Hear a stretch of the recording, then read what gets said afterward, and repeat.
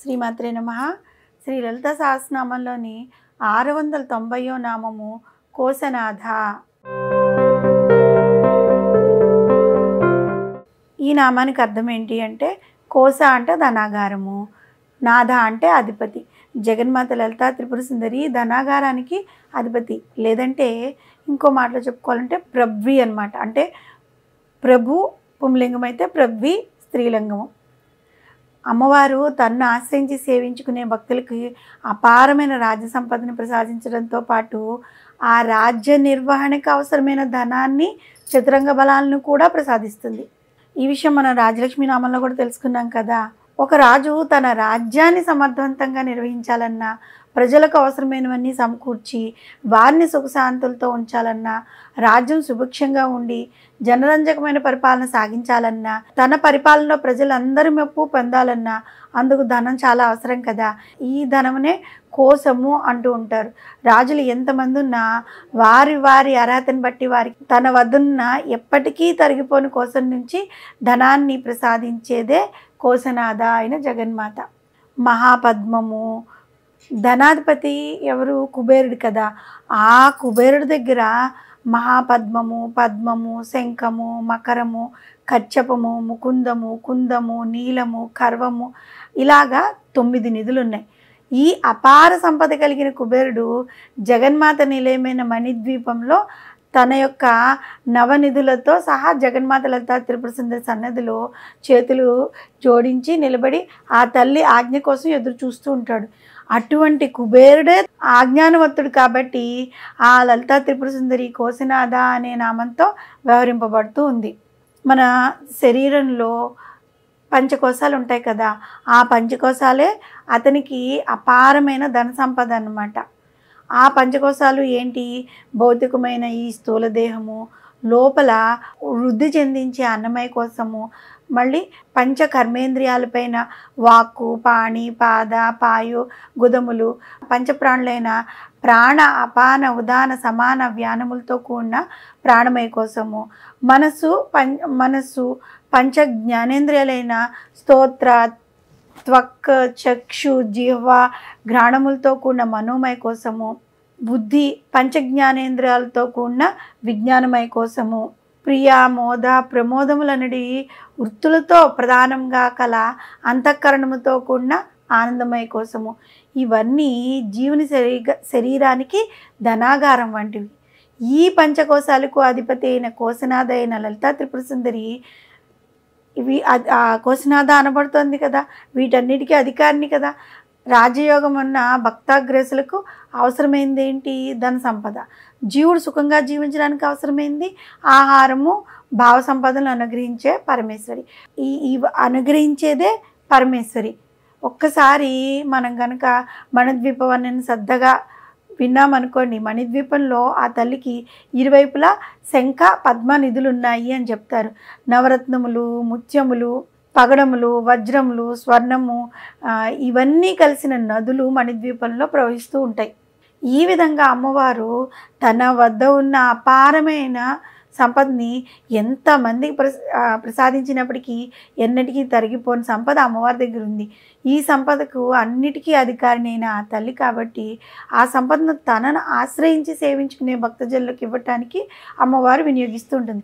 ఈ విధంగా అటు రాజ్యాధిపతులకు అవసరమైన ధన సంపదని, రాజ్య నిర్వహణకు అవసరమైన చతురంగ బలాలని, జీవునికి అవసరమైన అన్నిటినీ ప్రసాదించగల పరమేశ్వరి లలితాంబకును వసన్యాది వాగ్దేవతలు కోసనాథ అనే నామంతో కీర్తించారు.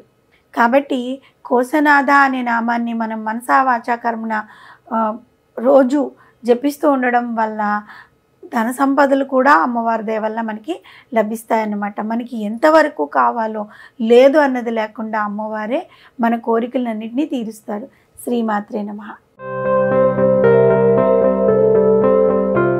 శ్రీమాత్రే నమః. శ్రీ లలిత సహస్రనామంలోని 691వ నామము చతురంగ బలేశ్వరి. ఈ నామానికి అర్థం ఏంటి అంటే, చతురంగ అంటే 4 అంగములైన, బల అంటే బలములకు ఈశ్వరి అధినాయిక. రథసైన్యము, గజబలము, తురగ బలము, పదాతి దళమాలను చతురంగ బలాలు అంటూ ఉంటారు. జగన్మాత ఈ సమస్త విశ్వంలో ఉన్న చతురంగ బలాలన్నిటికీ కూడా అధీశ్వరి, అంటే తన నియంత్రణలో ఉంచుకుంటుంది.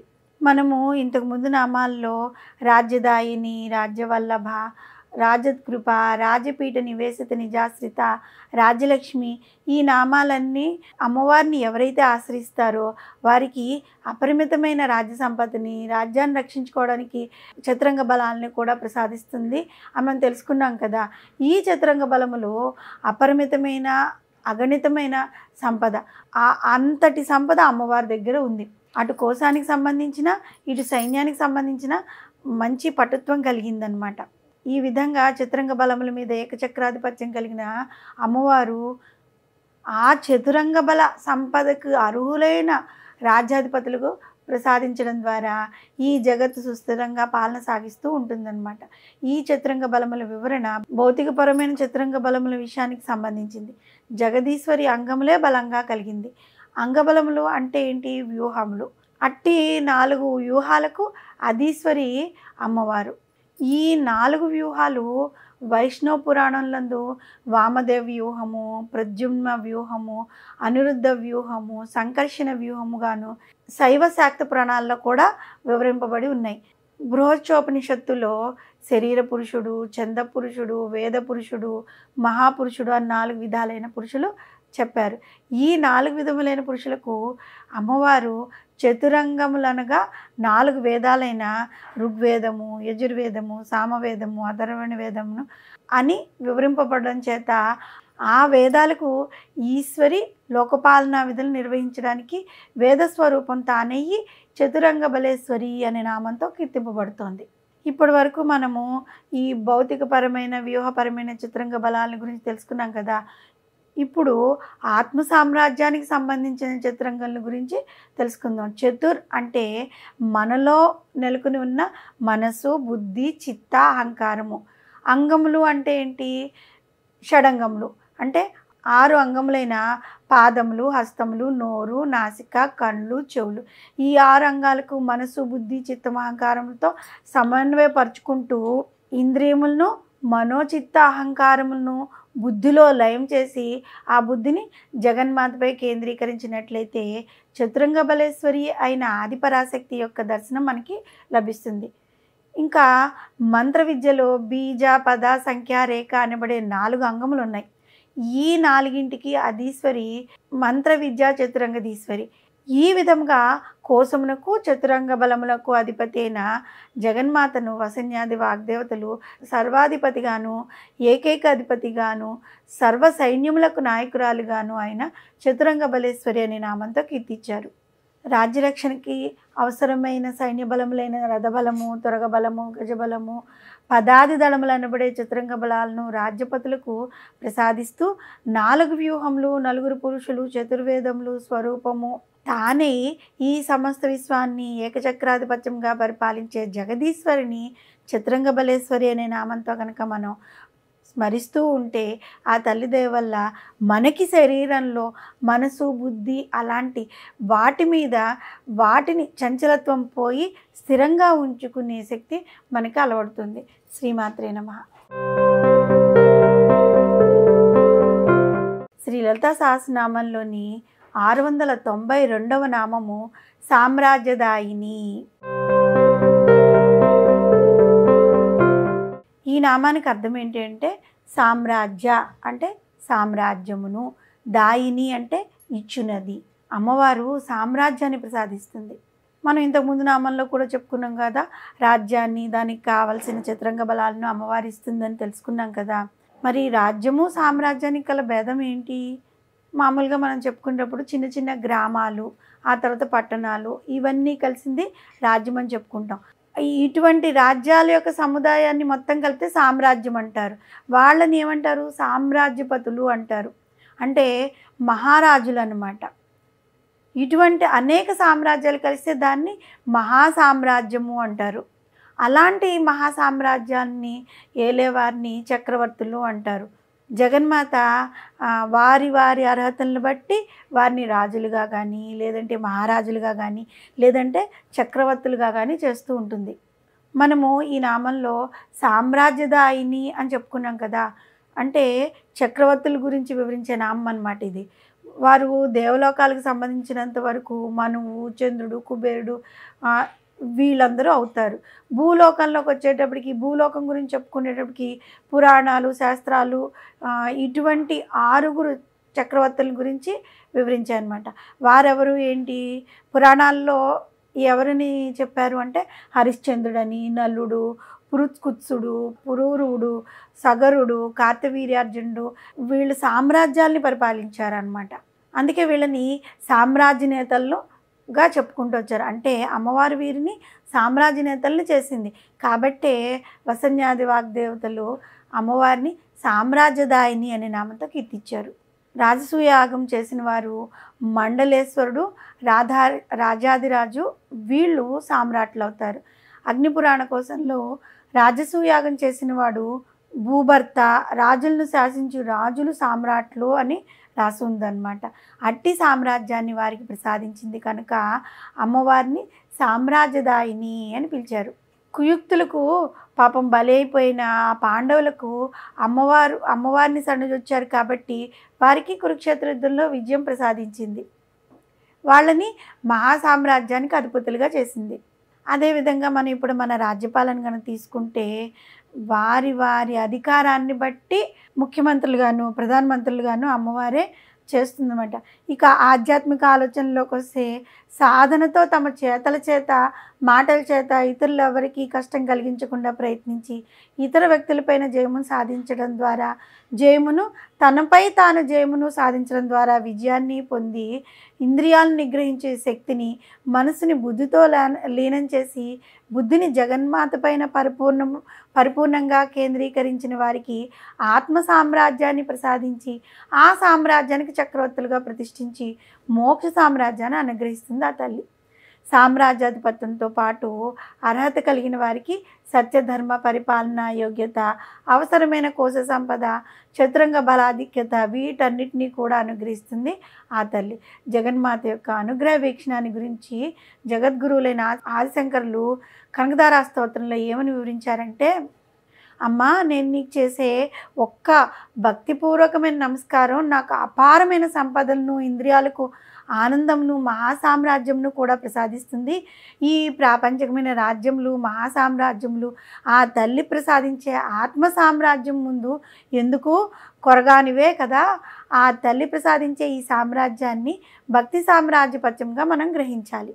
ఈ విధంగా మనము సామ్రాజ్యదాయిని అనే నామంతో మనసా వాచా కర్మణ భక్తితో అమ్మవారిని పూజిస్తే కనుక సామ్రాజ్యము, అధికారము ఇవ్వడమే కాకుండా ఆత్మ సామ్రాజ్యాన్ని అంటే మన మనసుని బుద్ధితో లయం చేయగలిగి ఏది ధర్మము, ఏది అధర్మము అనే విచక్షణ జ్ఞానాన్ని అమ్మవారు ప్రసాదించి చివరికి మోక్ష సామ్రాజ్యాన్ని అమ్మవారు మనకి ప్రసాదిస్తుంది. శ్రీమాత్రే నమః. శ్రీమాత్రే నమః. శ్రీ లలితా సహస్రనామంలోని 693వ నామము సత్యసంధ. ఈ నామానికి అర్థం ఏంటి అంటే సత్యమే తన స్థానముగా కలిగినది. సత్య అంటే సత్యమే, సంధ అంటే తన స్థానముగా కలది అన్నమాట. జగన్మాత సత్యమందు దాటరాని ప్రతిజ్ఞ కలది, మర్యాద కలిగినది, సత్య ప్రతిజ్ఞురాలన్నమాట. వేదముల్లో నిర్దేశింపబడిన సత్యం వద ధర్మం చెద అని వేదవాక్యులను అనుసరించి భక్తులను ప్రవర్తింపజేయనది ఆ తల్లి. ఈ వేదవాక్యాలని ఎవరైతే అనుసరిస్తారో వారికి సర్వకాల సర్వావస్థలు యందు అమ్మవారు అభయాన్ని ప్రసాదిస్తూ ఉంటుంది. సత్యసంధ అనే నామానికి అర్థము సత్య ప్రతిజ్ఞురాలు అని అర్థం. అంటే తాను చేసిన ప్రతిజ్ఞకు ఎప్పటికీ కట్టుబడి ఉండేది జగన్మాత.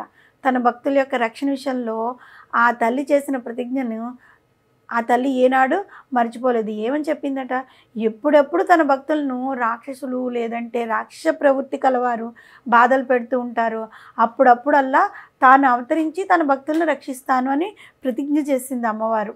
ఈ ప్రతిజ్ఞను నిలబెట్టుకోవడానికి రాక్షసుల వల్ల దేవతాగణములకు బాధలు కలిగినప్పుడల్లా ఆ తల్లి సశరీరంగా ఆవిర్భవించి బండాసురుడు, మహిషాసురుడు, ధూమ్రలోచనుడు, రక్తబీజుడు, శుంభనిశుంభులు ఇలా చాలామంది దుష్టరాక్షలను సంహరించి దేవతలను రక్షించింది. అది ఆ తల్లి యొక్క సత్యసంధత. ఇదే ప్రతిజ్ఞను గీతాచార్యుడైన శ్రీకృష్ణ భగవానుడు భగవద్గీతలో 4వ అధ్యాయమైన జ్ఞాన కర్మ సన్యాస యోగంలోని 8వ శ్లోకంలోను, తిరిగి 18వ అధ్యాయమైన మోక్ష సన్యాస యోగంలోని 65వ శ్లోకంలో కూడా వివరించారు. సత్పురుషులను రక్షించడానికి, దుష్టులను రూపుమాపడానికి, ధర్మమును సుస్థిరమనర్చడానికి ప్రతి యుగంలో నేను అవతరిస్తూ ఉంటాను అని చెప్పారు. నాయందే మనసు నిలిపి నా భక్తుడై నన్నే సేవించి నాకు ప్రణమిల్లడం వలన నీవు నన్నే పొందగలవు, అటువంటి వాడే నాకు ప్రియుడు. ఇది సత్య ప్రతిజ్ఞాపూర్వకంగా చెప్తున్నాను అని అమ్మవారు కూడా మాటిచ్చింది. జగదీశ్వరి పరబ్రహ్మ స్వరూపిణి. పరబ్రహ్మమే తన స్థానంగా కలిగింది. బ్రహ్మను పరిధిని తప్పక అనుసరించేదన్నమాట. సత్యమైన ప్రతిజ్ఞ కలిగింది కాబట్టి తన్ను సేవించి స్మరించే వారికి సత్యార్థంలో ప్రసాదిస్తూ ఉంటుంది. సత్యసంధ సంకల్పోయాస్యేతి సత్యసంధ సత్య సంకల్ప అంటే తాను చేసిన ప్రతిజ్ఞను తప్పనిది, సంకల్పించిన పనిని తప్పక నెరవేర్చేది. సత్యసంధ అయిన లలితమ్మ ఒకటే మాట ఒకటే బాణంగా మెలిగినవాడైన, మాట తప్పని వాడైన శ్రీరామచంద్రుడు లాగా అన్నమాట. అంటే అమ్మవారే శ్రీరామచంద్రుడు. శ్రీరామచంద్రుడు సత్యపరాక్రమం కలవాడు. తన శరణార్థులను ఎల్లప్పుడూ కాచి రక్షించేవాడు. ఈ భూమిపై జీవులు ధర్మబద్ధమైన జీవన సత్య విధానమును గడుపునట్లు చేయడం, అధర్మాచరణములను శిక్షించుట, వైదిక సత్యధర్మమును వ్యాప్తి చేయడం, రాజులను ప్రజారంజకంగా పరిపాలించినట్లు చేయడం, ఆ విధంగా పాలించకుండా ప్రజాకంటకములైన రాజులను పదవీచ్యుతులను చేయడం మొదలైన ధర్మాలను పాలింపచేసేది. ఈ విధంగా సత్యమైన మర్యాద కలదే అమ్మవారు. మనము అమ్మవారిని తిరస్కరించలేము. ఏ విధంగా అయితే రాజులు ధర్మబద్ధంగా ఉంటారో వారిని అమ్మవారు రక్షిస్తుంది. అలా కాని ఎల్లా అమ్మవారు వారిని శిక్షిస్తుంది. కాబట్టే వసన్యాది వాగ్దేవతల అమ్మవారిని సత్యసంధ అనే నామంతో కీర్తించారు. బ్రహ్మాండ పురాణము శ్రీరామో లలితాంబిక అని వర్ణించింది. సూర్యవంశానికి చెందిన రఘువంశరాజులందరూ కూడా సత్యం తప్పక పరిపాలించారు. హరిశ్చంద్రుడు ఇచ్చిన మాట కోసం భార్యను కూడా అమ్మేశాడనమాట. పుత్రవ్యాహంలో పడి సత్యాన్ని తప్పితే తన పూర్వీకుల యొక్క సత్యసంధతను నాశనం అయిపోతుందేమో అని దశరథ మహారాజ్ చాలా చింతించాడు. తన తండ్రికి ఆడిన మాట తప్పిన దోషం కలగకూడదని భావించి భార్యతో తమ్ముడితో సహా నారు వస్త్రాలను ధరించి అడవులకు వెళ్ళిపోయాడు శ్రీరామచంద్రుడు. అందుకే రఘువంశము అన్నాళ్ళు వర్ధిల్లింది. ఇచ్చిన ప్రతిజ్ఞ కోసం అమ్మవారు ఎల్లప్పుడూ రాక్షసుల బారి నుంచి దేవతల్ని మనల్ని కాపాడుతూ ఉంటుంది. కాబట్టి అమ్మవారికి సత్యసంధ అనే నామంతో కీర్తించారు. మనం కూడా అమ్మవారిని సత్యసంధ అనే నామంతో కనుక పూజిస్తూ ఉన్నట్లయితే మనకి శత్రువుల వల్ల బాధ కలగకుండా అమ్మవారే చూసుకుంటుంది. శ్రీమాత్రే నమః. శ్రీమాత్రే నమః. శ్రీ లలితా సహస్రనామంలోని 694వ నామము సాగర మేఖల. ఈ నామానికి అర్థం ఏంటి అంటే సాగరము అంటే సముద్రము, మేఖల అంటే మొలనూలుగా అంటే వడ్డానంగా ధరించింది. జగన్మాత లలిత త్రిపుర సుందరి సముద్రాలని మొలనూలు లేదంటే వడ్డానము అనే ఆభరణం ఆడవాళ్ళు ధరిస్తూ ఉంటారు కదా, ఆ విధంగా ధరించింది అని అర్థం. మనము అమ్మవారిని భూదేవిగా కూడా స్మరిస్తూ ఉంటాం కదా. మనం నిద్ర లేవగానే ముందుగా భూమాత పైనే పాదాలు మోపుతూ ఉంటాం కాబట్టి అందుకని లేవగానే భూమాతను తాకి నమస్కరించాలన్నమాట. సముద్ర వసినీదేవి పర్వత స్తనమండలే విష్ణుపత్ని నమస్తుభ్యం పాదస్పర్శం క్షమస్వతే. సముద్ర వసినీదేవి పర్వత స్తనమండలే విష్ణుపత్ని నమస్తుభ్యం పాదస్పర్శం క్షమస్వతే. సముద్ర వసినీదేవి పర్వత స్తనమండలే విష్ణుపత్ని నమస్తుభ్యం పాదస్పర్శం క్షమస్వమే అని ఈ శ్లోకం చెప్పుకుని భూమికి దండం పెట్టుకుని లేవాలి. సముద్రమునకు వస్త్రముగా ధరించినది, పర్వతములు తన స్తనములుగా కలిగినది విష్ణుపత్ని అయిన భూదేవి తనను పాదములతో స్పర్శించిన నన్ను క్షమించుగాక అని ఈ శ్లోకం యొక్క అర్థం అన్నమాట. ఈ నామంలో మనము ఆ తల్లి సముద్రమును మలనూలుగా ధరించింది అని పేర్కొంటే, ఇప్పుడు మనం చెప్పుకున్న ప్రార్థనా శ్లోకంలో వస్త్రంగా ధరించింది అని చెప్పుకున్నాం. రెండిట్లో కల ఆంతర్యం ఏంటి అంటే, ఆ తల్లి సముద్రమును తన శరీరం పైన ధరించింది అనే అర్థం వస్తుంది. సముద్రాలన్నిటినీ తన మొలనూలుగా లేదంటే వడ్డాణంగా ధరించింది అంటే, అసలు ఆ తల్లి యొక్క విరాట్ రూపం ఎంత పెద్దదో చూడండి. కనీసం మన ఊహకైనా అందుతుందా? ఆ పరదేవత లలితాంబకు భూలోకం కటి అంటే నడుం భాగం ఉందన్నమాట. భూలోకంలో ఉన్న ఈ సముద్రాలన్నీ ఆమెకు మేఖలముగా అంటే వడ్డాణములుగా ఉన్నాయి. అటువంటి పరమేశ్వరి యొక్క విరాట్ స్వరూపానికి దేవి భాగవతం ఏ విధంగా వివరించిందంటే, సత్యలోకము ఆ తల్లికి శిరస్సుగా అమరింది. సూర్యచంద్రులు జగన్మాత యొక్క 2 నేత్రములు అయ్యారు. దిక్కులు ఆమెకు చెవులుగా రూపొందాయి. ఆ తల్లి యొక్క క్రీగంటి చూపు స్పష్టంగా ఆవిర్భవించిందనమాట. ఆ తల్లి యొక్క పై పదవి లోభం కింద ప్రదవిగానే ఏర్పడ్డాయి. సముద్రాలు ఆమె యొక్క కటి భాగంగాను ఉదరంగాను, పర్వతములు స్తనమండలంగాను ఏర్పడ్డాయి. జగములను తప్పింపచేయడానికే సూర్యుడు, జగత్తును తన చల్లదనము పంచువాడు చంద్రుడు ఆమె చెవులకు కమ్మలుగా అమిరారనమాట. సూర్యచంద్రులు వేదాలు, సూర్యచంద్రులు మాత యొక్క స్తనాలుగాను, కనులుగాను, చెవి కమ్మలుగాను అమిరాయి. ఇప్పుడు అమ్మవారిని గనక మనం గనక ఊహించుకుంటే ఆ విరాట్ స్వరూపము మనకి అర్థమవుతుంది. ఇప్పుడు ఈ నామంలో సాగరమేఖల అనే నామంలో అత్యంత నిగూఢమైన భావం ఏంటి అంటే, స్త్రీలు మేఖలము అంటే వడ్డాణము అంటే స్త్రీల యొక్క కటి ప్రదేశంలో ధరించే బంగారు ఆభరణం అనమాట. దాని లోపల ఏముంటుంది? ఉదరము అంటే ఉదరములోనే కదా జీవోత్పత్తికి అవసరమైన అండములు ఉంటాయి. మనం గనక గమనించినట్లయితే హిందూ వివాహ ప్రక్రియలో భాగంగా వర్ణి చేత పురోహితులు దర్భలతో చేసి తాడును వధువుకు కట్టి కటి ప్రదేశానికి సమంత్రపూర్వకంగా ఆ దర్భలతో తాడును కట్టిస్తారు. ఈ విధంగా కటి భాగానికి అంటే నడువుకి ఆ బంధనాన్ని మంత్రపూర్వకంగా కట్టించడంలో గల ఉద్దేశము, ఆ మంత్రప్రయోగంతో వధువు ఉదర భాగంలోని దోషాలు కూడా తొలగిపోయి ఆమె అండాశయములు ఆరోగ్యకరమై పరిపూర్ణ ఆరోగ్యంతో కూడిన బిడ్డలను ఆమె ఆరోగ్యంగా ప్రసవించగలగాలని అర్థం అనమాట. జగన్మాత యొక్క ఉదరం నుండే ఈ సమస్త లోకాలు సృష్టి ఆవిర్భవించాయి కాబట్టి ఆ తల్లి వడ్డాణమును తన నడుం చుట్టూ ధరించిందనమాట. కానీ దురదృష్టవశాత్తు వివాహం కేవలం ఒక వినోదకరమైన కార్యమైపోయి ఈ రోజుల్లో బ్రహ్మస్థానంలో ఉన్నవారు చదివే మంత్రాలను ఆలకించడానికి కూడా ఎవరు శ్రద్ధ చూపడం లేదు. అందుకే ఆ మంత్రాలేవి కూడా ఈ వధూవరులకి ఫలించడం లేదు. ఇంకో విషయం ఏంటి అంటే, సాగరం పౌర్ణమి అమావాస్య దినాల్లో ఏ విధంగా చైతన్యవంతమై ఉంటుందో అదేవిధంగా రజస్వల ఋతుమతి సమయాల్లో కూడా స్త్రీ యొక్క గర్భము అత్యంత చైతన్యవంతమవుతుందన్నమాట. స్త్రీ గర్భం మానవులకు ఉత్పత్తి స్థానం కదా.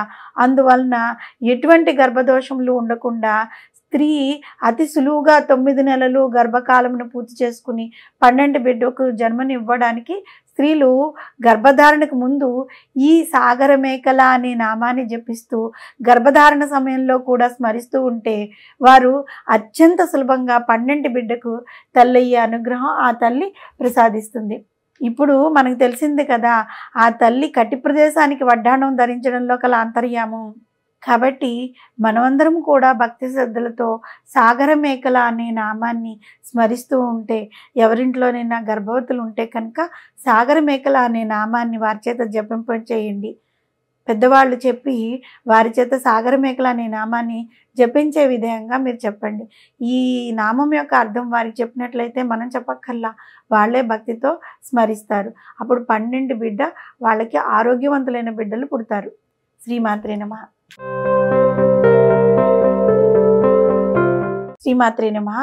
శ్రీ లలితా సహస్రనామంలోని 695వ నామము దీక్షిత. ఈ నామానికి అర్థం ఏంటి అంటే దీక్ష పూనినది లేదంటే దీక్ష వహించినది అనే అర్థం వస్తుంది. జగన్మాత తన భక్తులకు జ్ఞానాన్ని పెంపొందించడానికి దీక్ష పూనుకుందట. ఈ విధంగా జ్ఞానాన్ని పొందిన వాడిని ఏమంటారు అంటే దీక్షితుడు అంటూ ఉంటారు. దీక్షిత అనే నామానికి అర్థము తన భక్తులకు మంత్రదానం చేత పాపాలను పోగొట్టేది అని అర్థం. పరానంద తంత్రమందు దయతో భక్తునికి మంత్రమిచ్చి పాపరాశులను పోగొట్టేది కనుక ఆ తల్లిని దీక్షిత అని వ్యవహరించారు. దీక్ష కలవాడెవరు? దీక్షితుడు అనబడతాడు. అటువంటి దీక్షితునితో అభేదమైంది కనుక జగన్మాతను దీక్షిత అని పిలుస్తున్నారు. దీక్ష అంటే ఏంటి? పట్టుదల. జగన్మాత గురువు రూపంలో తన్ను శరణు వేరిన భక్తులకు మంత్రము అనే దీక్షను ఉపదేశం ద్వారా ప్రసాదిస్తుంది. ఈ దీక్షను పొందిన వారు శ్రద్ధగా పట్టుదలతో సాధన చేసినట్లయితే వారికి మంత్రసిద్ధిని, తద్వారా జగన్మాత యొక్క సాన్నిధ్యాన్ని ప్రసాదిస్తుంది. అకుంఠితమైన దీక్ష వహించి ఉన్నది కూడా దీక్షిత అవుతుంది. కాబట్టి వసన్యాది వాగ్దేవతలు అమ్మవారిని దీక్షిత అనే నామంతో కీర్తించారు. శ్రీమాత గురుమండల రూపిణి. గురు రూపంగా ఆ తల్లి ప్రసాదించే దీక్ష 4 విధాలుగా ఉంటుంది. అవేంటి అంటే స్పర్శ దీక్ష. ఈ దీక్షను గురువు తన హస్తమును శిష్యుని యొక్క శిరస్సు పైన ఉంచడం ద్వారా శిష్యునికి శక్తి ప్రదానము మరియు మంత్రోపదేశము ప్రసాదిస్తారనమాట. తర్వాత ధ్యాన దీక్ష.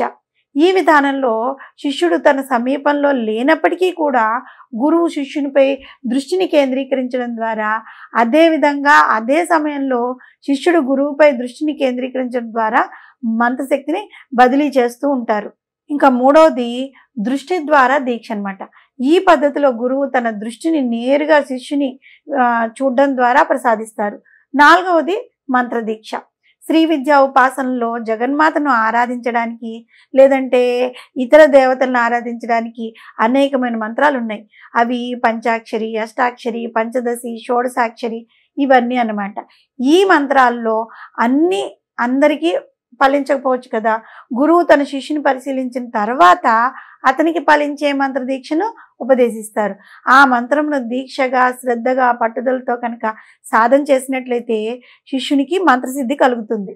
మంత్రదీక్ష అనేది మార్కెట్లో లభ్యమయ్యే ఏ పుస్తకంలో కొని చదవడం ద్వారానో లేదంటే ఏవో వీడియోలు చూడడం ద్వారానో అలవడేది కాదు.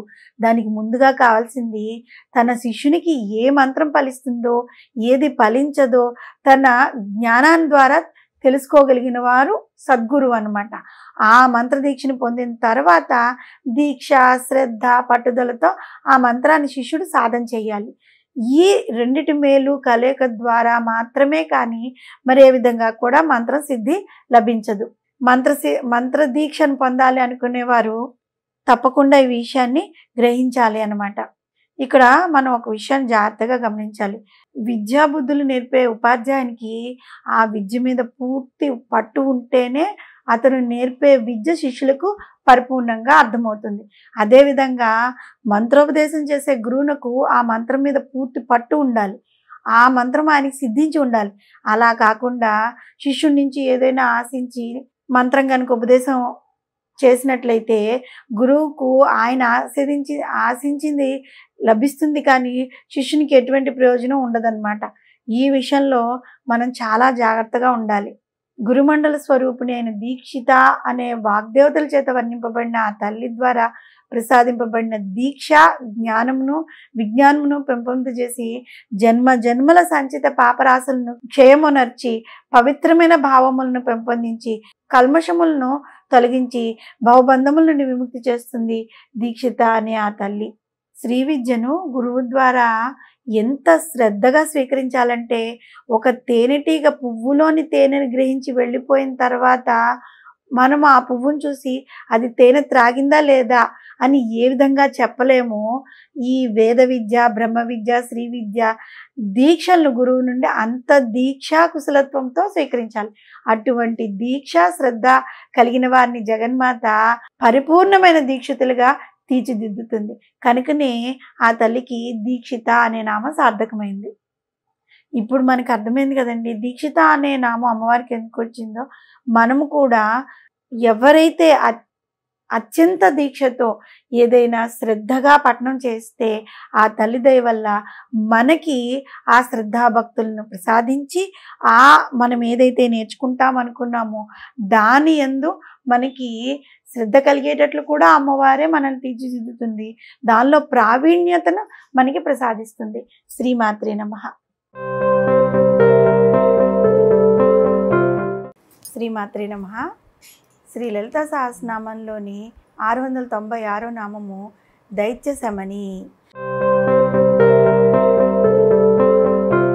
ఈ నామానికి అర్థం ఏంటి అంటే, దైత్యులు అంటే రాక్షసులు, అంటే దుర్గుణములు కలిగిన వాళ్ళు. రాక్షసులు అంటే వేరుగా ఉండరు. ఎవరైతే చెడ్డ గుణాలు కలిగి ఉంటారో వాళ్ళని దైత్యులు అంటారు. శమని అంటే శమింపచేసేది, అంటే వాళ్ళని నిర్మూలించేది అని అర్థం అన్నమాట. జగన్మాత లలితా త్రిపుర సుందరి చెడ్డ గుణంలో ఉన్న వాళ్ళని, రాక్షస ప్రవృత్తి కలిగిన వారిని, అలాంటి వారిని శిక్షిస్తూ ఉంటుంది. అమ్మవారి కథలు కనుక మనం చూసామనుకోండి, ఆ కథల్లో ఏం చేస్తుంది, ఎప్పుడు దుష్ట సంహారం, దేవతలేమో ఈ రాక్షసుల వల్ల ఇబ్బంది పడ్డము, వాళ్ళ వల్ల మనుషులు, ఋషులు, దేవతలు ఇబ్బంది పడడం వల్ల వాళ్ళందరూ వెళ్ళి అమ్మవారిని వేడుకోవడం, అమ్మవారేమో ఆ దుష్టుల్ని శిక్షించడం, ఇది జరుగుతూ ఉంటుంది. అలా ఎంతమందినో బండాసురుడు, మహిషాసురుడు, చండముండు, రక్తబీజుడు, ధూమ్రలోచనుడు, ఇలా ఆ రాక్షసులందరినీ అమ్మవారు సంహరించిందనమాట. ముందు అమ్మవారు ఏం చేస్తుంది, నయానో భయానో వద్దు అమ్మ, ఇలా తప్పు చేయకండి, చెప్పిన మాట వినండి, మంచిగా నడుచుకోండి అని చెప్తుంది. ఆ మాట వాళ్ళు వినరు కదా, వాళ్ళకి తలకెక్కదు. అప్పుడు యుద్ధంలోకి వెళ్ళి వాళ్ళని సంహరిస్తుంది. అందుకే అమ్మవారికి దైత్య శమని అనే నామం వచ్చింది. దైత్యులు అనే నామం వీళ్ళకి ఎందుకు వచ్చింది అంటే, దితి పుత్రులు వీళ్ళు, కాబట్టి వీళ్ళని దైత్యులు అన్నారు. హిరణ్యకశువులు, విశ్వవసు బ్రహ్మకు కైకసికి జన్మించిన రావణ కుంభకర్ణులు, వీళ్ళందరూ అన్నమాట. వీరు అధర్మపరులు, వేదాలను లెక్క చేయకుండా ఉండేవారు, ఎప్పుడూ ధర్మానికి హాని కలిగించేవారు, ఎక్కువగా తమోగుణ సంపన్నులు అన్నమాట. ఇంకా ఎక్కువ దుర్గుణాలతో నిండిపోయి ఉంటారు వారు. వీళ్ళు ఏం చేస్తుంటారు, బ్రహ్మదేవుని గురించి తపస్సు చేసి ఆయన నుంచి మరణం లేకుండా ఉండడానికి వరాలను పొంది వాళ్ళ ఇష్టం వచ్చినట్టు ప్రవర్తిస్తూ ఉంటారు. ఇలాంటి దుష్ట రాక్షసులందరినీ సంహరించడానికి అమ్మవారు వచ్చి తన 2 చేతుల యొక్క 10 వేళ్ల యొక్క గోళ్ళ నుంచి 10 అవతారాలను సృష్టించి వాళ్ళని సంహరింపచేసి, మనం లలితా సహస్రనామంలో చెప్పుకుంటూ ఉంటాం కదా, నకదీతిది సంచలన నమజ్జన తమోగుణ అనే నామంలో ఏం చేశారు, వసన్యాది వాగ్దేవతలు చెప్పారు కదా, ఈ 10 వేల గోళ్ళ నుంచి 10 అవతారాలు పుట్టించి 10 అవతారాల రూపంలో అమ్మవారే విష్ణుమూర్తి రూపంలో అంశ, అమ్మవారి అంశ విష్ణుమూర్తి. ఆ విష్ణుమూర్తి ఏం చేశారు, 10 అవతారాలను ఎత్తి ఒక్కొక్క అవతారంలో వీళ్ళని సంహరించుకుంటూ వచ్చారు. అయితే ఇక్కడ ఈ దేవతలకి దానవులకి ఇద్దరికీ తండ్రి ఒక్కరే, తల్లులు మాత్రం వేరు వేరు అన్నమాట. కశ్యప మహర్షికి ఒక భార్య దితి, వారి యొక్క సంతానం దైత్యులు. మరొక భార్య అదితి, వారి యొక్క సంతానం దేవతలు అన్నమాట. అంటే ఈ దేవతలు ఈ రాక్షసులు ఇద్దరూ కూడా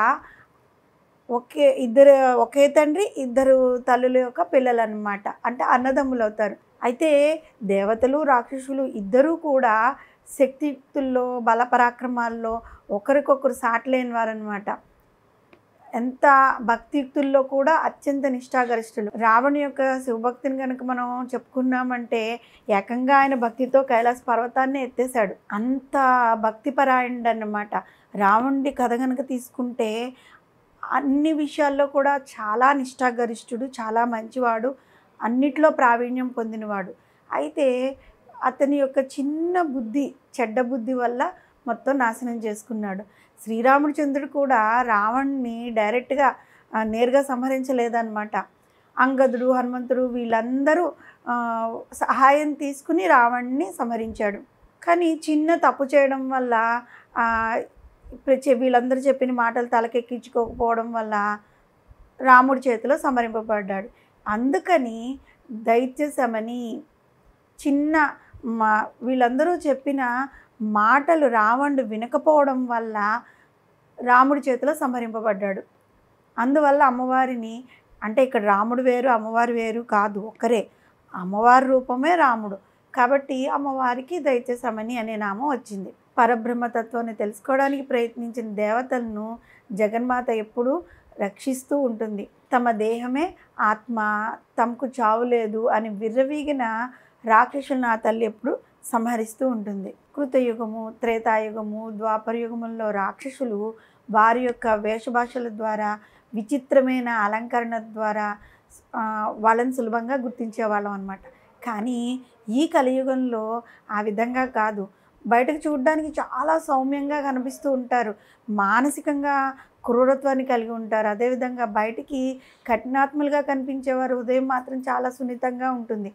ఎవరి నుదుటినా కూడా వీళ్ళు రాక్షసులు, వీళ్ళు మంచివాళ్ళు, వీళ్ళు దేవతలు అని రాసి ఉండదు. వీరిద్దరి మధ్య ఉండే తేడాని మనం గమనించడం ఈ కలికాలంలో చాలా కష్టం. అయితే వీరిద్దరి మధ్య ఉండే తేడాని గమనించడం మామూలు సామాన్యులమైన మనకు కష్టమేమో, కానీ పరిపూర్ణ జ్ఞాన స్వరూపిణైన ఆ తల్లికి కష్టమా? కాదు కదా.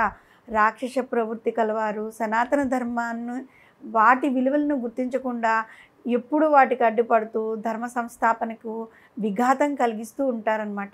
పాషండులు తమలో ఉన్న తమో గుణాలతో వైదిక కర్మలను విధ్వంసం చేయడమే కాకుండా వాటిని విద్వేషించేవారు, అలాంటి రాక్షస ప్రవృత్తి కలవారిని జగన్మాత సంహరిస్తూ ఉంటుంది. వారికి ఏదో రకంగా కలికాలమైనా, అది ఏ కాలమైనా అవ్వచ్చు, వాళ్ళకి శిక్ష పడుతుంది, తప్పనిసరిగా శిక్ష పడుతుంది.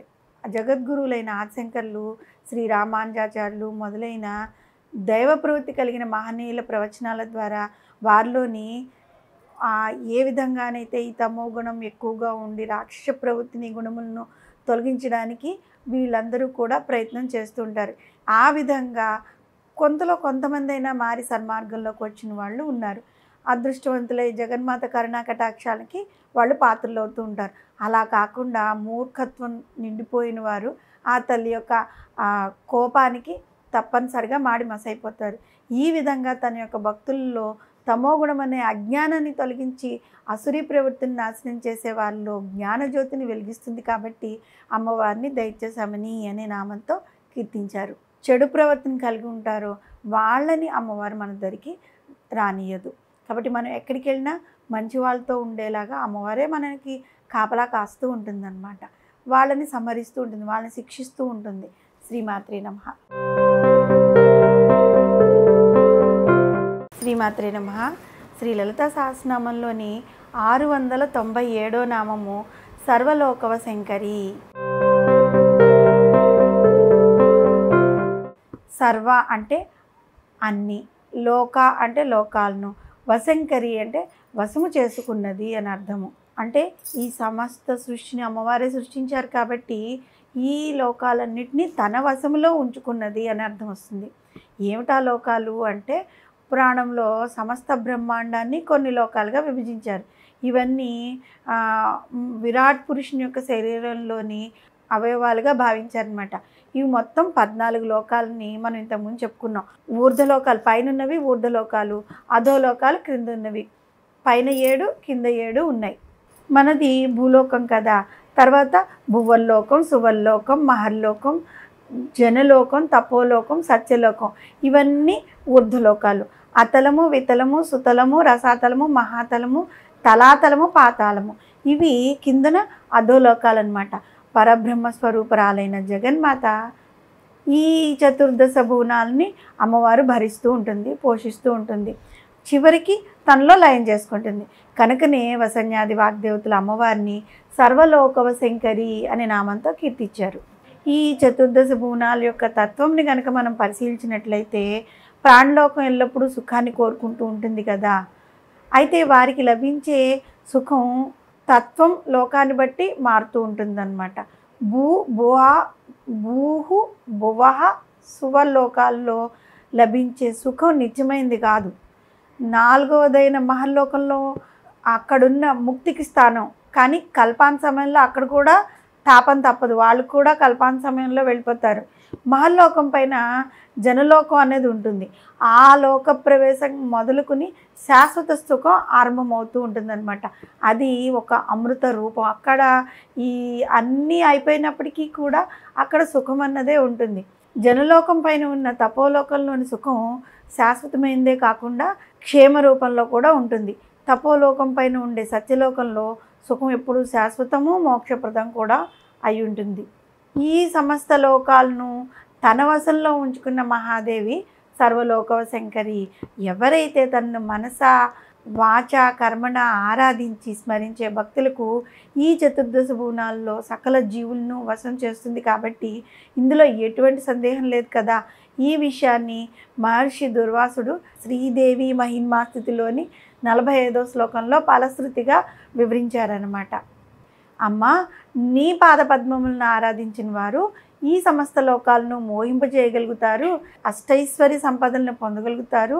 సమస్త విశ్వంలో రాజులు, రారాజులు, చక్రవర్తులు, ఇతర పాలనాధికారులుగా కూడా ఉంటారు. ఎవరైతే నిన్ను ఆరాధిస్తూ ఉంటారో వారి పాదపద్మములకు శిరస్సు వంచి ప్రణమిల్లుతారు అని చెప్పారు. అంతేకాకుండా జగదీశ్వరి సర్వలోకవ శంకరి, నీ పాదపద్మములను సేవించడం వల్ల భక్తుడు త్రిమూర్తులంతటి వాడు అవుతాడు, మహాభాష్యములకు వ్యాఖ్యానం రచించగలంతటి సమర్థుడవుతాడు, శబ్దశాస్త్రముల్లో నిష్ణాతుడవుతాడు. శ్రీమన్నారాయణుడి సెయ్యగా అమరిన ఆదిశేషుడు పతంజలి పేరుతో వ్యాకరణ భాష్యాలను భూలోకంలో వ్యాప్తి చేశాడు కదా. జగన్మాతను ఆరాధించిన భక్తుడు కామమును జయించిన కామేశ్వరుడు అంతటి వాడవుతాడు. నిరంతరము 4 ముఖాలతో వేద పారాయణ చేసే చతుర్ముఖ బ్రహ్మ అంతటి గొప్పవాడుగా రూపుదిద్దుకుంటాడు. ఇదంతా కూడా సర్వలోకవ శంకరి అయిన నీ ప్రతిభయే కదా మాత. సూర్యుని యొక్క శక్తికి 3 పేర్లు ఉన్నాయి. ఉదయకాల సూర్యుని వెలుగుకు గాయత్రి అంటారు, మిట్ట మధ్యాహ్నపు వెలుగుకు సావిత్రి అంటారు, సాయంకాలపు వెలుగుకు సరస్వతి అని పేర్లున్నాయి. సర్వలోకవ శంకరి అనే నామము సావిత్రి ఉపాసనకి ఫలశ్రుతిగా చెప్పబడింది. కాబట్టి ఈ నామంలో మనం చెప్పుకున్నట్లుగా చతుర్దశ భువనాలను సృష్టించి వాటిని అందులోని జీవులను తన వశంలో అనగా ఆజ్ఞానవర్తులుగా ఉంచుకోవడమే కాక తనను అనువరితము స్మరించి ఆరాధించే భక్తులకు ఆ 14 భువనాల్లోని వారందరికీ పూజనీయులుగా చేసే జగన్మాత లలితా త్రిపుర సుందరిని సర్వలోకవ శంకరి అనే నామంతో స్మరిస్తూ ఉంటే, నామంలో మనం చెప్పుకున్నాం కదా, ఎవరైతే అమ్మవారిని పూజిస్తూ ఉంటారో వారి పాదాలని మొక్కేటంతటువంటి గౌరవాన్ని, ప్రతిభను అమ్మవారు వారికి ఇస్తుంది. శ్రీమాత్రే నమః. శ్రీమాత్రే నమః. శ్రీ లలిత సహస్రనామంలోని 698వ నామము సర్వార్థదాత్రి. ఈ నామానికి అర్థం ఏంటి అంటే, సర్వ అంటే అన్ని, అర్ధ అంటే ప్రయోజనాలను, దాత్రి అంటే సిద్ధింపచేయునది, ఇచ్చునది అని అర్థం. అందుకే సర్వార్థదాత్రి అన్నారు. కేవలం ధనం, ఐశ్వర్యం, సంపద మాత్రమే అర్థాలు కాదు, పురుషార్థాలు అని అంటూ ఉంటారు. వాటిని కూడా దీనిలో తీసుకోవచ్చు అన్నమాట. జగన్మాత తన భక్తులకు పురుషార్థాలు అంటే ఏంటి, ధర్మం, అర్థం, కామం, మోక్షాలను ప్రసాదిస్తూ ఉంటుంది. దేవీ పురాణం ఏం చెప్పింది అంటే, ధర్మాది చింతితార్థములను అన్ని లోకాలందు ఒసగును, అందువల్ల దేవి అందరిచే సర్వార్థదాత్రి అని పేర్కోబడింది అని ఉంది. ధర్మ మార్గం ద్వారా లేదంటే న్యాయ మార్గం ద్వారా ధనాన్ని ఆర్జించి ఆ విధంగా సంపాదించిన ధనంతోనే కామాన్ని అంటే కోరికను తీర్చుకోవాలి. ఈ విధంగా పాటించిన గృహస్థుడు మోక్షాన్ని పొందటానికి అన్ని విధములా అర్హుడవుతాడు. పరమేశ్వరి లలితాంబిక ఆ గృహమునకు మోక్షమును ప్రసాదిస్తూ ఉంటుంది, ఆ గృహస్థునికి మోక్షాన్ని ప్రసాదిస్తూ ఉంటుంది. ఇప్పుడు మనం జీవుడు ఆ తల్లి నుండి ఆశించవలసిన పురుషార్థాలను గురించి, జీవుడు ఆ తల్లి నుంచి ఏమి ఆశించాలి అంటే ధర్మార్థ మోక్ష కామాలు, అంటే ధర్మం, అర్థం, కామం, మోక్షం, ఇవి చతుర్విధ పురుషార్థాలుగా చెప్పుకున్నాం కదా. పురుషార్థాలు అంటే వ్యక్తికి కావాల్సినవి ఏంటి అంటే గృహస్థాశ్రమ ధర్మాలు. అవేంటి అంటే గృహస్థులు పాటించవలసిన ధర్మాలు అన్నమాట. గృహస్థాశ్రమంలో ఉంటూనే మొదటి 3 పురుషార్థాలైన ధర్మము, అర్థము, కామాన్ని పాటించాలి. తర్వాత సంఘానికి, కుటుంబానికి తన బాధ్యతను నిర్వహించిన తర్వాత వానప్రస్థాశ్రమంలో భార్యాభర్తలు కలిసి ఉంటూనే భగవంతుని పట్ల అకుంఠితమైన శ్రద్ధ, దీక్షల ద్వారా పరమాత్మనికి దగ్గరయ్యే మార్గాన్ని అన్వేషిస్తూ భక్తపరాధీనైన అమ్మవారిని సేవిస్తూ ఉండాలి. ఈ విధంగా చేస్తే మోక్ష సామ్రాజ్యాన్ని అమ్మవారు ప్రసాదిస్తుంది. ఈ ధర్మార్థ కామ మోక్షాల్లో చివరిదైన మోక్ష సాధన ప్రతి జీవునికి అత్యంత అవసరమైంది. అన్ని జన్మల్లోకెల్లా దుర్లభమైన మానవ జన్మను వరంగా భగవంతుడి నుంచి పొందినందుకు ఆ మోక్షాన్ని సాధించే విధంగా జగద్గురువులు ఆదిశంకరులు భజగోవిందం శ్లోకంలో 9వ శ్లోకంలో ఏ విధంగా వివరించారంటే, సాధు పురుషులతో సాంగత్యం చేయడం వలన అంటే సత్సాంగత్యం అన్నమాట, ఈ ప్రాపంచక విషయాల మీద సంఘభావం తొలగిపోతుంది. అంటే ఈ ప్రాపంచక విషయాల మీద కోరిక పోతుందన్నమాట. ఎప్పుడైతే ఈ ప్రపంచం మీద కోరిక పోతుందో క్రమక్రమంగా మనలో ఉన్న భ్రమ మోహం అన్నవి తొలగిపోతాయి. మోహం పోతే మనసు అంతా ఇంకా భగవంతుడు మీద నిండిపోతుంది కదా. భగవంతుడు మీద ఆలోచన, భగవంతుని యొక్క పూజల మీద భగవంతుని యొక్క ఆలోచనతో మనసు నిండిపోతుంది. అప్పుడు సకల కర్మ బంధనాల నుంచి విముక్తి లభిస్తుంది. జీవించి ఉండగానే ముక్తి లభిస్తున్నట. అదే మోక్షం, జీవన్ముక్తి. దేవి పురాణంలో ఏం చెప్పారంటే, జగన్మాత యొక్క దాతృత్వంని వివరించారు. ధర్మమును కోరిన కోరికలు అమ్మవారు ధర్మమును కోరిన కోరికలను ప్రసాదిస్తుంది కాబట్టి జగన్మాతను సర్వార్థదాత్రి అని అన్నారు. అసలు ఈ నామం ఉంది కదా, సర్వార్థదాత్రి అన్నది చాలా మహిమాన్వితమైందనమాట. ప్రతిరోజు ఈ నామస్మరణ మానవుని జీవితాన్ని ఒక ధర్మబద్ధంగా నడిపిస్తూ అధర్మ మార్గంలోకి ఏమాత్రమూ ప్రవేశించకుండా జగన్మాత యొక్క మోక్ష సామ్రాజ్యం వైపుకు నడిపిస్తూ ఉంటుంది. ఇంతకన్నా ఎవరికి మాత్రం ఏం కావాలి? అందుకే అటు మానవుని యొక్క ప్రాపంచిక జీవన యాత్రకు కావాల్సిన ధర్మ అర్థ కామాలను, ఇటు అంతమంగా చివరిగా కావాల్సిన మోక్ష సామ్రాజ్యాన్ని కూడా మనకి ఈ నామం ద్వారా మనకి లభిస్తాయి. ఎవరైతే సర్వార్థదాత్రి అనే నామాన్ని స్మరిస్తూ ఉంటారో, మనం ఈ నామంలో చెప్పుకున్నట్లుగా కోరికలన్నీ న్యాయంగా ధర్మంగా వారి కోరికలన్నీ అమ్మవారు తీరుస్తుంది. చివరిగా మోక్ష సామ్రాజ్యాన్ని అమ్మవారు ఇస్తుంది. శ్రీమాత్రే నమః. శ్రీమాత్రే నమః. శ్రీ లలితా సహస్రనామంలోని 699వ నామము సావిత్రి. ఈ నామానికి అర్థం ఏంటి అంటే, సూర్యుని యొక్క శక్తి సావిత్రి. మనం ఇందాక నామంలో కూడా చెప్పుకున్నాం కదా, ముందు నామంలో పొద్దున్న, మధ్యాహ్నం, సాయంత్రం, ఈలాగా పొద్దున్న సూర్యుని నుంచి వచ్చే శక్తిని సావిత్రి అంటారు. జగన్మాత లలితా త్రిపుర సుందరి యొక్క సూర్యుని యొక్క తేజస్సు తానే సావిత్రి రూపంలో సూర్యుని యొక్క ప్రకాశమును ఈ సమస్త విశ్వానికి అందజేస్తూ ఉంటుంది.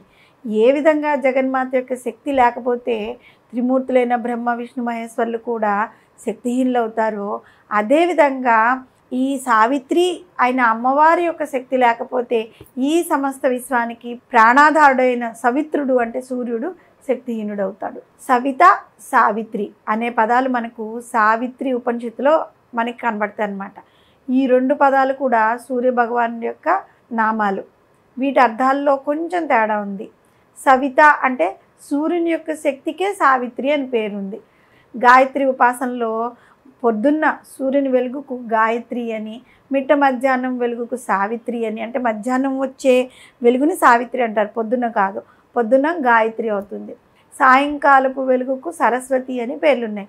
అంచేతనే మనము సంధ్యావందనం చేసే సమయంలో పొద్దున చేసే ప్రాతకాల తర్పణలో సంధ్యాం తర్పయామి, గాయత్రీం తర్పయామి, బ్రహ్మీం తర్పయామి, నిమృజీం తర్పయామి అని, మధ్యాహ్న కాల తర్పణలో సంధ్యాం తర్పయామి, సావిత్రీం తర్పయామి, రౌద్రీం తర్పయామి, నిమృజీం తర్పయామి అని, సాయంకాల తర్పణలో సంధ్యాం తర్పయామి, సరస్వతీం తర్పయామి, వైష్ణవీం తర్పయామి, నిమృజీం తర్పయామి అని సూర్యుని శక్తి అయిన జగన్మాత లలితా త్రిపుర సుందరిని గాయత్రి, సావిత్రి, సరస్వతి రూపాల్లో పూజిస్తూ ఉంటాము.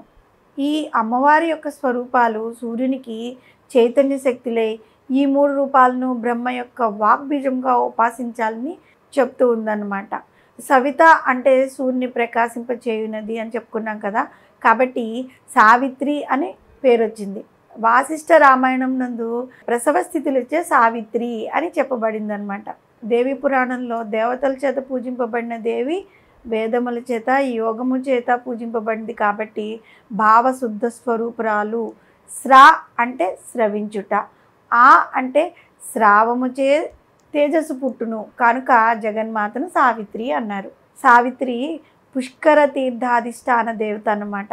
పద్మపురాణంలో ఏం చెప్పారు? పుష్కర తీర్థ శ్రేష్టమందు సావిత్రి నామక దేవిక ఉంది అని చెప్పబడింది. ఏ విధంగా సూర్యుడు అత్యంత తేజోవంతంగా ప్రకాశిస్తూ ఉంటాడో అదేవిధంగా పాంచభౌతిక శరీరం తేజోవంతంగా ప్రకాశించడానికి మనం చేసే కర్మలందు శ్రద్ధ నిష్ఠ కలగడానికి సవిత్రదేవుని అంటే సూర్యదేవుని శక్తి అయిన సావిత్రి మాతను గాయత్రి రూపంగా ఆరాధించాలి. సావిత్రి అనే నామే ఒక మహామంత్రం అన్నమాట. ఆ మంత్రం కనుక మనం జపిస్తే సర్వ పాపాలను హరించే శక్తి ఆ నామంలో ఉంది. 3 పూటల బ్రాహ్మణులైన వారు తప్పకుండా 3 పూటల సంధ్యావందనం ఆచరించి తీరాలి. అప్పుడు వారి మనస్సు శరీరం ఎంతో ప్రకాశవంతంగా ఉండి లోకాల్లో వారు గౌరవింపబడతారు. అందువల్లనే గాయత్రిని మించిన పరమమంత్రం లేదు అని చెప్పారు కదా. మరొక అర్థము ప్రకారం ఏంటంటే పంచకృత్యపరాయణుడైన శివుని శాక్తీయ శక్తియే సావిత్రి అన్నమాట. సావిత్రి నామాల్లో జగన్మాత శివశక్తుల ఐక్యరూపంగా కొలువై ఉంది అని కూడా ఉంది. రామరావణ యుద్ధం చేసి మిక్కిలి అలసిపోయిన రాముడు చింతతో ఉన్నాడనమాట. కానీ రావణుడు మాత్రం ఎంతో ఉత్సాహంగా యుద్ధానికి ముందున్నాడు. రావణుడు నిలిచి ఉన్నాడు అనమాట. రాముడు చికాకు పడి కొంచెం అంటే అలసిపోయాడు, కానీ రావణుడు మాత్రం అలసిపోలేదు. ఆ సమయంలో అగస్త్య మహర్షి అక్కడికి వచ్చి శ్రీరాముని దగ్గరికి వెళ్ళి పరమ పవిత్రము అత్యంత శక్తివంతమైన ఆదిత్య హృదయాన్ని శ్రీరాముడికి ఉపదేశించారు. ఆదిత్య హృదయం అంటే సావిత్రి విద్య అన్నమాట. శ్రీరాముడు సావిత్రి మాతను అంటే మనం వేరే అనుకోకలేదు, అమ్మవారే కదా, ఆరాధించి తిరిగి మళ్ళీ శక్తిని తేజస్సును పెంపొందించుకున్నాడు. ఆ విధంగా ఆదిత్య హృదయాన్ని చదివిన తర్వాత రావణ్ణి సంహరించగలిగాడు. కాబట్టి సావిత్రి రూపంతో సూర్యుని ప్రకాశాన్ని ఈ సమస్త విశ్వానికి అందజేస్తూ సవిత్వ మండల మధ్యవర్తిగా సకల దేవతల పూజలను స్వీకరిస్తూ శ్రీరామచంద్రుడికి సైతం యుద్ధరంగంలో విజయాన్ని ప్రసాదించిన జగన్మాతను మనము సావిత్రి అనే నామంతో కనుక పూజిస్తూ ఉంటే మనం అనుకున్నాం కదా, ఈ నామంలో చెప్పుకున్నాము, సావిత్రి అనే నామం ద్వారా మనకి శక్తి లభిస్తుంది. ఏ పనైనా చెయ్యాలి అంటే దానికి శక్తి కావాలి, తేజస్సు కావాలి. ఆ శక్తిని అమ్మవారు మనకి ప్రసాదిస్తుంది. శ్రీమాత్రే నమః. శ్రీమాత్రే నమః. శ్రీ లలితా సహస్రనామంలోని 700 నామము సచ్చిదానంద రూపిణి. ఈ నామానికి అర్థం ఏంటి అంటే సత్ అంటే సత్యము, చిత్ అంటే చేతనత్వము, ఆనంద అంటే ఆనందము, స్వరూపిణి అంటే ఆనందము తన స్వరూపంగా కలిగినది. జగన్మాత సత్యము, చైతన్యము, నిరతిశయము, ఆనందము తన రూపంగా కలిగి ఎప్పుడూ ప్రకాశిస్తూ ఉంటుంది. సగుణ స్వరూపములో భావనామాత్ర రూపమును మనం గనక ఆరాధిస్తున్నట్లయితే ఆ తల్లి యొక్క అసలు రూపం నిర్గుణమే కదా. ఆ తల్లికి ఒక రూపం అంటే ఏం లేదు, ప్రతిదీ మన భావనా రూపంలోనే అమ్మవారు ఉంటుంది. ఆ రూపంలో అమ్మవారిని మనకి కరచరణాలు ఉన్నాయని మనం ఊహించుకుంటూ ఉంటాం. జగన్మాత యొక్క ఇతర విద్యలను కనుక తీసుకుంటే, మంత్రాల్లో తీసుకుంటే ఆ తల్లి యొక్క స్వరూపములు చాలా రకాలుగా వివరింపబడ్డాయి. ఆ రూపంలోని మంత్రాలకు లేదంటే స్వరూపాలకు కరచరణాదులు అంటే అవయవాలు, ఆ అవయవాలకు అనేక రకాలైన ఆభరణాలు మనం చెప్పుకుంటూ ఉన్నాం. కానీ సచ్చిదానంద స్వరూపిణి అనే నామం యొక్క స్వరూపము ఏ ఇతర మంత్రాల్లో వర్ణింపబడి ఉండలేదన్నమాట. కేవలం జ్ఞానం ద్వారా, ధ్యానం ద్వారా పొందిన అనుభవం వలన మాత్రమే మనము ఆ తల్లిని పొందగలుగుతాం. అంటే ఆ తల్లిని మనము భావించుకోగలుగుతాం, సచ్చిదానంద స్వరూపాన్ని మనం దర్శించగలుగుతాము. ఓం తత్సత్ ఇది బ్రహ్మణో త్రిసదః స్మృతః సత్యం జ్ఞానం అంతనం బ్రహ్మ అని వేదాలు చెప్తున్నాయి. కాలబద్ధమైంది కనుకనే సత్, జ్ఞానస్వరూపిణి కనుక చిత్, నిరతిశయ ఆనంద స్వరూపిణి కనుక ఆనందము. ఈ 3 కూడా పరబ్రహ్మ యొక్క స్వరూపానికి ఉండే లక్షణాలు అన్నమాట. జగన్మాత లలిత త్రిపుర సుందరి ఈ 3 లక్షణాలు కలిగి ఎప్పుడూ భాషించే రూపము. ఇంతకుముందు మనం వివరించుకున్నట్లుగా సచ్చిత్ ఆనంద స్వరూపిణి అయిన మాతను మనము ఈ మాంసనేత్రాలతో దర్శించలేం. కేవలం ఆ తల్లిని ధ్యానం ద్వారా మాత్రమే మనం దర్శించుకోగలుగుతాం. తన గురువైన గోవింద భగవత్పాదులను దర్శించినప్పుడు నీవెవరు అని గోవింద భగవత్పాదులు అడిగిన ప్రశ్నకు సచ్చిదానంద స్వరూపము శివశక్తుల ఐక్య రూపమును ఎంత అద్భుతంగా వివరించారు అంటే, మనసు, బుద్ధి, చిత్తము, అహంకారము అనే అంతఃకరణ చతుష్టయము నేను కాదు. అదేవిధంగా చెవులు, ముక్కు, నాలుక, నయనములు అంటే కళ్ళు, చర్మము అనే జ్ఞానేంద్రియాలు కూడా నేను కాదు. పృథ్వీ, వ్యాపస్తేజో, వాయువు, ఆకాశములు అనబడే పంచభూతాలు నేను కాదు. శుద్ధ జ్ఞాన స్వరూపుడును నేను శివుడును అని వివరించారట. నేను ప్రాణమును కాదు, పంచప్రాణములైన ప్రాణ, అపాన, వ్యాన, ఉదాన, సమాన వాయువులను నేను కానే కాదు. అదేవిధంగా సప్తధాతువులైన రసము, రక్తము, మాంసము, మేధస్సు, మజ్జ, అస్థి, శుక్లములు కూడా నేను కాదు. అన్నమయ, ప్రాణమయ, మనోమయ, విజ్ఞానమయ, ఆనందమయములు అనబడే పంచకోశములు కూడా నేను కానే కాదు. నేను కర్మేంద్రియాలను కూడా కాను. చిదానంద స్వరూపుణ్ణైన శివుడను. నేను రాగద్వేషాలు, లోభమోహాలు, మదమాత్సర్యాలు లేనే లేవు. ధర్మార్థ కామ మోక్షములు కూడా లేవు నాకు. నేను చిదానంద స్వరూపుని శివుడును. నాకు పుణ్యపాపములు, సుఖ దుఃఖములు లేనే లేవు. అదేవిధంగా నాకు మంత్రములు కానీ, తీర్థములు కానీ లేవు. వేదాలు, యజ్ఞకాండాలు లేవు. నేను భోజన పదార్థమును కానీ, భోజనమును కానీ, భోక్తను కానీ కాదు. నేను చిదానంద స్వరూపుణ్ణు శివుడును. నాకు మృత్యుభయం లేదు, జాతి భేదం లేదు. నాకు తల్లిదండ్రులు కానీ, బంధుమిత్రులు కానీ, గురువు కానీ, శిష్యుడు కానీ లేరు. నేను చిదానంద స్వరూపుణ్ణు శివుడును. నాకు సంకల్ప వికల్పములు లేవు. నేను నిరాకారుడై సర్వత్రా వ్యాపించి ఉన్నాను. సమభావం నా స్వరూపము. బంధములు, ముక్తి నాకు లేనే లేవు. నేను చిదానంద స్వరూపుడును శివుడును. శివాలకు భేదం లేదు. అటువంటి శివశక్తుల ఐక్యస్వరూపమైన సచ్చిదానంద స్వరూపమును జగద్గురువులు ఎంత అద్భుతంగా వివరించారో కదా. నాకు ఇవేమీ లేవు, నేను శివుణ్ణి అని చెప్పారు. ఇదే ఆ తల్లి యొక్క అసలైన స్వరూపమును. అటువంటి సచ్చిదానంద స్వరూపిణి అయిన మాత మన హృదయాల్లో కనుక నిలిచి ఉంటే చూడండి ఎంత అద్భుతంగా ఉంటుందో. ఆదిశంకర్ని తన గురువుగారు అడిగిన ప్రశ్నకి ఆదిశంకరాచార్యుల వారు ఆ విధంగా సమాధానం చెప్పారు. ఇవేమీ నాకు అంటవు, ఇవేమీ నేను కాదు, శివుడును అని చెప్పారు కదా. అలాంటి శివసఖ్యైక రూపమైన అమ్మవారిని మనలో కనుక నిలుపుకుంటే ఇవేవి మనకు అంటవు కదా. కాబట్టి సచ్చిదానంద స్వరూపిణి అయిన అమ్మవారిని మనం కూడా మనలో నిలుపుకుని ఉన్నట్లయితే మనము కూడా అదే రూపంలోకి మారుతాం కదా. సచ్చిదానంద స్వరూపం కూడా మనది అవుతుంది. కాబట్టి ఇవేవి మనకి కూడా అంటవన్నమాట. శ్రీమాత్రే నమః. శ్రీమాత్రే నమః. శ్రీ లలితా సహస్రనామంలోని 701వ నామము దేశకాల పరిశ్చిన్న. ఈ నామానికి అర్థం ఏంటి అంటే, దేశ అంటే దేశము చేత లేదా ప్రదేశము చేత, కాల అంటే కాలము చేత లేదంటే సమయము చేత, అపరిచిన్న అంటే కొలుచుటకు శక్యము కానిది. జగన్మాత ఈ ప్రదేశం కానీ నిర్దిష్టమైన కాలపరిమితి చేత కానీ కొలవడానికి వీలు కాదు. ఆ తల్లి రూపం అనంతం, నిరుపమానమైనది. మానవుల యొక్క జీవులకు కానీ, ఇతర మానవులకు కానీ, ఇతర జీవులకు కానీ, దేవతలకు కానీ వారి శరీరానికి కొలతలు, హద్దులు, మేరలు ఉంటాయి. కానీ జగన్మాత దేశకాలముల చేత చేయబడిన పరిచ్ఛేదము అంటే హద్దులు లేనిదన్నమాట. యోగసూత్రం ఏమని వివరించిందంటే, కాలము చేత మేరలేనిది గాన అనవచ్ఛేద ఒకటి చేత ఆమె గురువులకు కూడా గురువు అని చెప్పబడిందనమాట.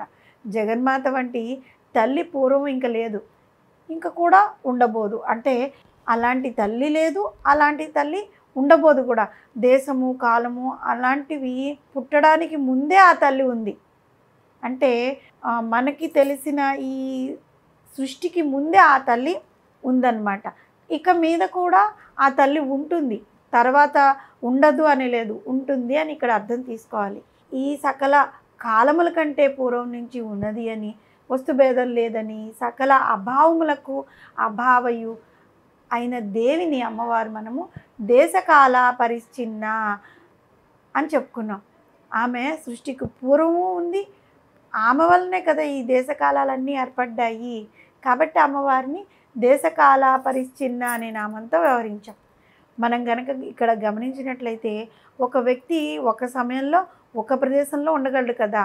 ఒకే కాలంలో ఇక్కడ ఉన్నవాడు వేరే చోట కూడా ఉండగలడా? ఉండలేడు కదా!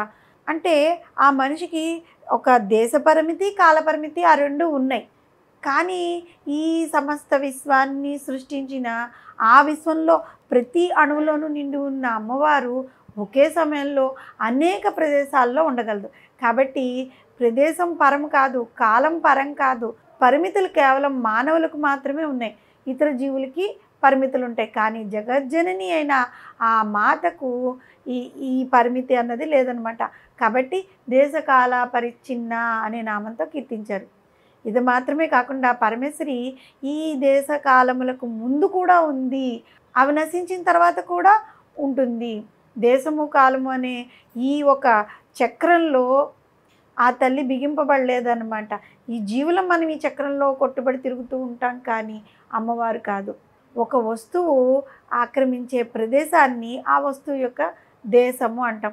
ఆ వస్తువు ఎంతకాలం అక్కడ ఉంటుందో అది ఆ వస్తువు యొక్క కాల పరిమితి అంటాం.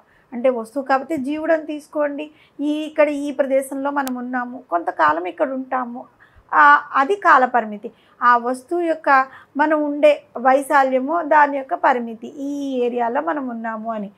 ఈ దేశకాల పరిమితులకు జగన్మాత లోబడి ఉండదు. కాబట్టే దేశకాల పరిచ్ఛిన్న అనే నామము అమ్మవారికి స్థిరమైందనమాట. అమ్మవారు ఆత్మస్వరూపిణి. ఆత్మకు ప్రదేశం కానీ కాలం కానీ ఎటువంటి పరిమితులు కూడా ఉండవు కదా. సర్వవ్యాపినైన మాతను దేశకాల పరిస్థితుల్లో కొలవడానికి అసలు వీలే కాదు. ఇంతకలు మనం చెప్పుకున్నట్లు మానవులైన మనం ఒక ప్రదేశంలో ఉంటాము.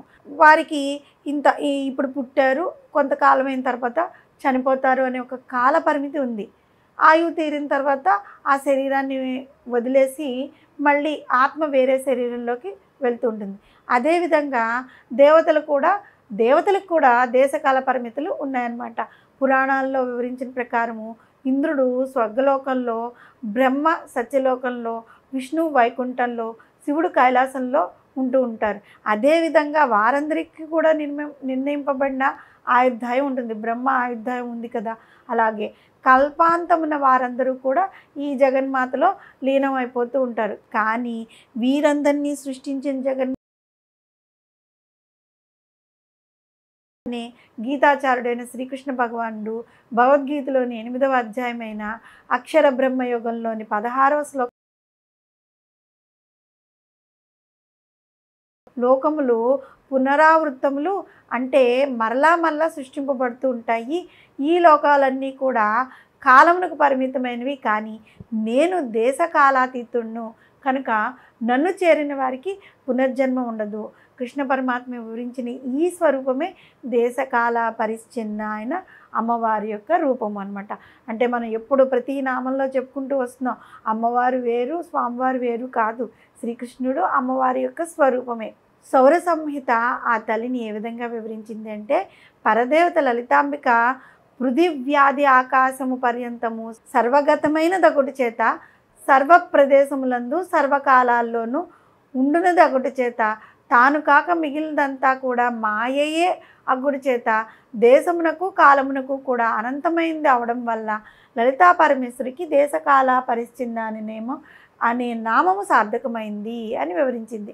కాబట్టి దేశకాల పరిచ్ఛిన్న అనే నామం ద్వారా ఇంత పరిమితి అన్నది మనకి మాత్రమే. అయితే ఈ పరిమితులు, ఎల్లలు, హద్దులు లేని దేశకాల పరిచ్ఛిన్న అయిన ఆ తల్లిని మనం కనుక స్మరిస్తూ ఉన్నట్లయితే అలాంటి పరిమితులు లేని ఆ సాక్షాత్తు జగన్మాతలోకి మనం ఐక్యమైపోతూ ఉంటాము. శ్రీమాత్రే నమః.